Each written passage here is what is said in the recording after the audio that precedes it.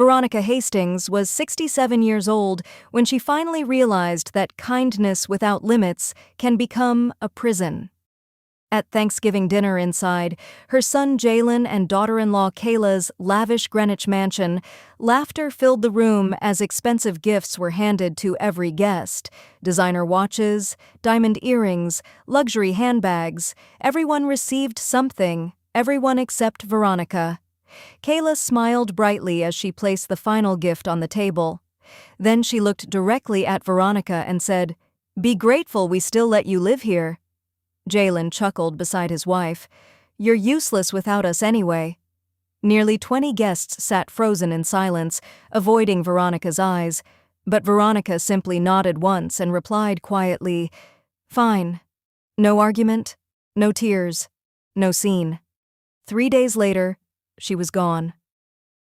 That night, while the house slept peacefully, Veronica packed only the essentials into her old car.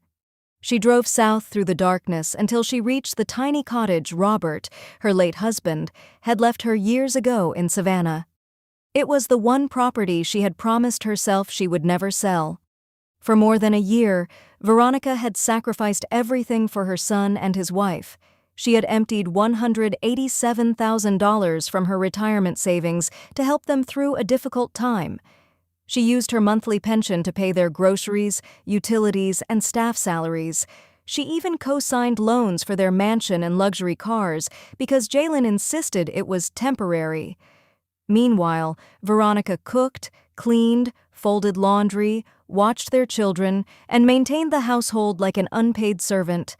While she scrubbed floors, Jalen and Kayla vacationed in the Maldives, posting smiling photos online beneath captions about hard work and success. What they never knew was that Veronica had overheard them one evening after returning home unexpectedly.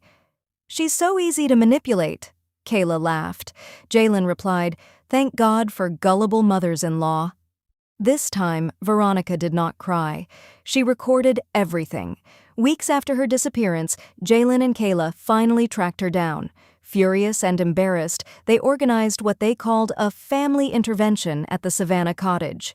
Relatives arrived believing Veronica had abandoned her family out of bitterness. Jalen stood dramatically in the yard. "Mom, you're destroying this family." Kayla added fake tears for effect. Veronica said nothing. Instead, she connected her phone to a speaker and pressed play. Their voices echoed across the quiet garden. "She's so easy to play. Without us, she has nothing. Thank God for gullible mothers-in-law." The crowd fell silent. Then Veronica calmly handed out copies of bank statements, receipts, transfer records, and legal documents, including evidence that her signature had been forged on additional mortgage paperwork tied to her Savannah home. Faces changed instantly. Shock replaced judgment. One by one, relatives stepped away from Jalen and Kayla. For the first time, the truth stood naked in daylight. Months later, the mansion was gone. The luxury cars were repossessed, lawsuits followed, friends disappeared, and Veronica?